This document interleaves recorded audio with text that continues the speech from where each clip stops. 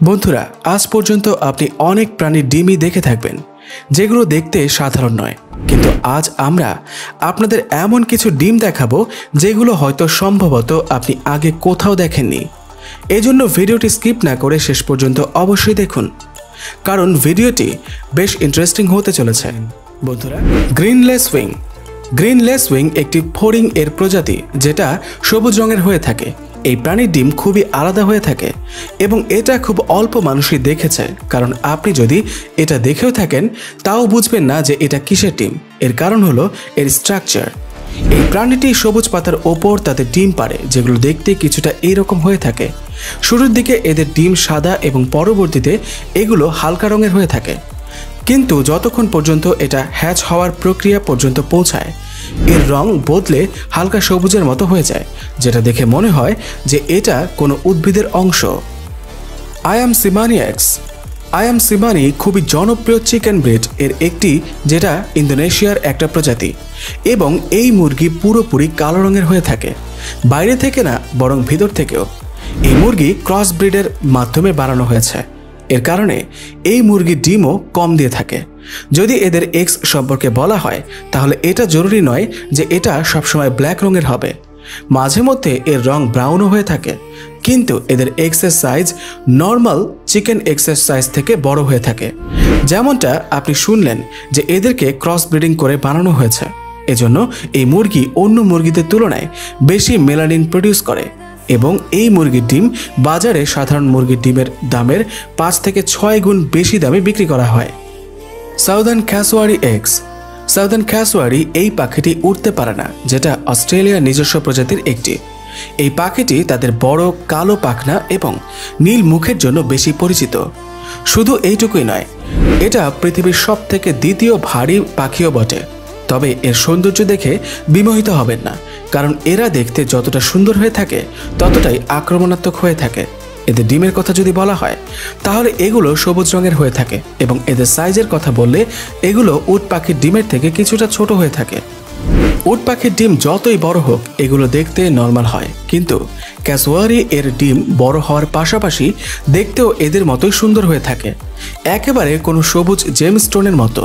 এবং ডিম দেওয়ার পর এই পাখি আরও বেশি আক্রমণাত্মক স্বভাবের হয়ে যায়, যাতে তারা তাদের ডিমকে অন্যান্য পশু পাখিদের হাত থেকে বাঁচাতে পারে। এবং যখন এই ডিম থেকে বাচ্চা ফুটে যায় তখন এই পাখি 9 মাসের মতো তার বাচ্চার দেখভাল করে, এবং 9 মাস পূর্ণ হওয়ার পর এদের নিজেদের দিকেই নিজেদের নজর রাখতে হয়। Slug egg. এই প্রাণীটির মেল এবং ফিমেল উভয়ই রিপ্রোডাক্টিভ অর্গান থাকে। প্রজনন ক্রিয়া পূর্ণ হওয়ার পর কিছু সপ্তাহের মধ্যে এরা ডিম পারে।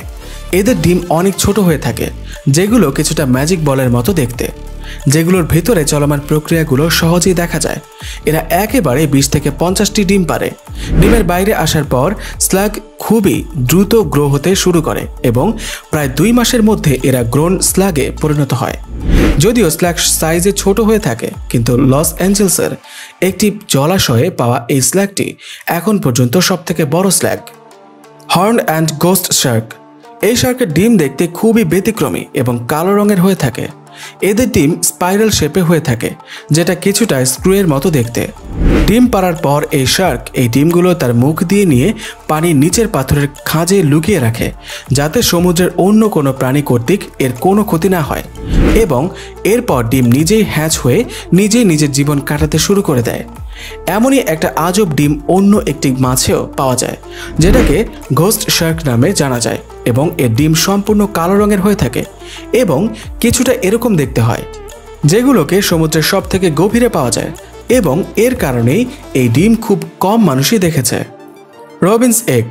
এই ছোট পাখিটি দেখতে খুবই সুন্দর হয়ে থাকে, যার ব্রাউন পাখনা, সাদা পেট এবং অরেঞ্জ চেস্ট হয়ে থাকে, যার ফলে এদেরকে পুরো কালারফুল দেখতে লাগে। এই পাখি যেমন সুন্দর, এর ডিমও তেমন সুন্দর হয়ে থাকে, যেটা হালকা ব্লু রঙের হয়ে থাকে, এবং এই ডিম বাকি অন্যান্য ছোট পাখিদের ডিম থেকে আলাদা দেখতে লাগে। এই পাখি বছরে একবারে ডিম দেয়, এবং তখন একসাথে 3টি করে ডিম দেয়, এবং এই ডিম হ্যাচ হতে প্রায় 2 সপ্তাহ সময় লেগে যায়। Yellow headed jawfish. মাছের ডিম সম্পর্কে জানা তো স্বাভাবিক বিষয়, কিন্তু এখন আপনি যে মাছটি দেখতে চলেছেন সেটা এগুলো থেকে বেশ আলাদা, কারণ এদের ডিম দেওয়া থেকে শুরু করে হ্যাচ হওয়া পর্যন্ত প্রসেস খুবই অবাক করার মতো। ফিমেলরা ডিম পাড়ার পর মেলরা এই ডিমগুলোকে তাদের মুখের ভিতরে রেখে দেয়। এই মাছ একসাথে প্রায় 200 থেকে 300টি ডিম দিয়ে থাকে, অর্থাৎ এই জফিশ তার মুখের মধ্যে একেবারে 2 থেকে 300 ডিম পালে, যেটা অনেক বেশি। এখন আপনি ভাবতে পারেন এরা খাওয়ার সময় ডিমগুলো কোথায় রাখে, কিন্তু আমি আপনাদের জানিয়ে দিই, যতক্ষণ পর্যন্ত ডিম পুরোপুরি হ্যাচ না হয় ততক্ষণ পর্যন্ত এই মাছ কিছু খায় না এবং ডিমগুলোকে বাকি সামুদ্রিক প্রাণীদের থেকে রক্ষা করে। তাদের খাবার খাওয়ার জন্য ডিমগুলো হ্যাচ হওয়া পর্যন্ত ধৈর্য ধরতে হয়।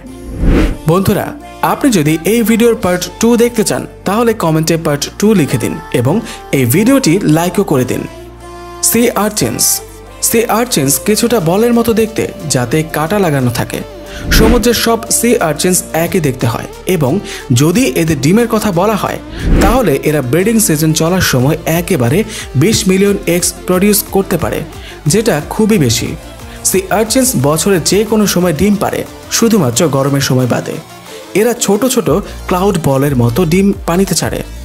পানিতে ছাড়ার পর অবশ্যই অন্য প্রাণীরা এগুলো খেতে চাইবে এবং তারা সেটা করেও, কিন্তু ডিমের পরিমাণ বেশি হওয়ায় অনেক ডিমই অন্য প্রাণীদের হাত থেকে বেঁচে যায় এবং কিছু ঘন্টার মধ্যে এদের রূপান্তর মাইক্রোস্কোপিক বলে পরিণত হয়ে যায়, যার ভেতর ছোট ছোট চুলও আসে এবং একবার এদের বৃদ্ধির প্রক্রিয়া শুরু হয়ে গেলে এরা নিজেরাই নিজেদের রক্ষা করতে পারে। হানি বিস, সবাই জানে যে বিস অর্থাৎ মৌমাছিকে মধুর জন্য খুবই উপকারী মনে করা হয়, কিন্তু আজ আমরা এর ডিম সম্পর্কে কথা বলবো। অনেকেই জেনে থাকবেন যে মৌমাছিদের ভেতর শুধুমাত্র রানী মৌমাছিটি ডিম দেওয়ার কাজ করে থাকে। এই রানীর জন্ম ও সাধারণ মৌমাছির মতো হয়ে থাকে।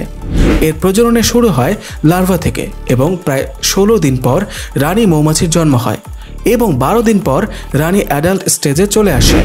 বড় হওয়ার পর কিছুদিন বাতাসে উড়ে বেরিয়ে 6টি পুরুষ মৌমাছির সাথে সঙ্গম করে এবং রানী মৌমাছিরা তাদের সারা জীবনে মাত্র একবারই সঙ্গম করে থাকে, যার পর তারা প্রতিদিনে 1000 থেকে 1500 পর্যন্ত ডিম দিয়ে থাকে, যেটা খুবই বেশি। ডিম দেওয়ার প্রক্রিয়া প্রায় 2 বছর ধরে চলতে থাকে। এর প্রত্যেকটি হুলে একটি করে ডিম থাকে, যেগুলো থেকে এক এক করে মৌমাছিরা বের হয়ে আসে এবং রানী মৌমাছির গায়ে বিশেষ এক ধরনের সুগন্ধি হওয়ার কারণে যেখানেই সে যায় তার পুরো দল তার পেছন পেছন চলে আসে। সিসিলিয়ান, এই ধরনের কীট পতঙ্গ আমরা অনেক জায়গাতেই দেখে থাকি, যেটা খুবই সাধারণ বিষয়, কিন্তু এদের ডিম কেমন হয়ে থাকে হয়তোবা আপনি এর আগে এই জিনিসটি কখনো দেখেননি। এরা যখনই ব্রিডিংয়ের সিজনে থাকে তখন এরা এদের গ্রুপের সাথে থাকে, যেখানে 200 আলাদা আলাদা প্রজাতি অন্তর্ভুক্ত থাকে এবং এই 200 আলাদা আলাদা প্রজাতি ডিম দিয়ে থাকে, যেগুলো দেখতে একেবারে একই ধরনের এবং ট্রান্সপারেন্ট হয়ে থাকে, যার ফলে ডিমের ভেতরে চলতে থাকে প্রক্রিয়া আমরা পরিষ্কারভাবে এবং সহজভাবে দেখতে পাই। কিন্তু এটা খুবই ছোট হয়ে থাকে, তবে ডিম থেকে বের হওয়ার 1 সপ্তাহের মধ্যে এরা অ্যাডাল্ট হয়ে যায়। এরাই একমাত্র জীব যাদের গ্রোথ এত দ্রুত হয়ে থাকে। অ্যান্টস, বিভিন্ন ধরনের পিঁপড়া তো আমরা আমাদের ঘরেই দেখতে পাই, কিন্তু আমাদের মধ্যে খুব কম মানুষই হয়তো এদের ব্রিডিং সম্পর্কে জানবেন। পিঁপড়াদের মধ্যে পুরো কলোনিতে একজন রানী থাকে এবং সেই ডিম পাড়ার কাজ করে থাকে এবং আসন্ন পুরো কলোনি নির্মাণ করে থাকে। এই রানীর প্রায় 300 থেকে 1000 ডিম দিতে পারে। এটা এতটাই বেশি যে আমরা কল্পনাও করতে পারি না। এবং এই রানী পিঁপড়াটি তার ইচ্ছা মতো ডিম ফার্টিলাইজ করে। যেই ডিমগুলোকে সে আগে ফার্টিলাইজ করে সেগুলো পরবর্তীতে যে সাধারণ পিঁপড়ার মতো হয়ে যায় এবং যেগুলোকে সে ফার্টিলাইজ করে না সেগুলো পরবর্তীতে যে উড়ন্ত পিঁপড়াতে পরিণত হয়, যে কাজটা শুধুমাত্র রানী পিঁপড়ারাই করতে পারে। রানী পিঁপড়া মেটিংয়ের পরে একদিনে প্রায় 1000 ডিম দিয়ে থাকে। এটাকে তার জীবনের শেষ পর্যন্ত করতে হয়, এজন্য তাকে নিজ থেকে শক্তি জোগাড় করতে হয়। তো বন্ধুরা, আজকের ভিডিওতে এইটুকুই। এর মধ্যে কোন প্রাণীর ডিম আপনার কাছে সবথেকে বেশি ব্যতিক্রমী লাগলো আমাদেরকে অবশ্যই নিচে কমেন্টের মাধ্যমে জানাবেন এবং পাশে থাকা বেল আইকনে ক্লিক করে অল অপশনটি সিলেক্ট করে দিন। দয়া করে সাবস্ক্রাইব করতে ভুলবেন না। ধন্যবাদ।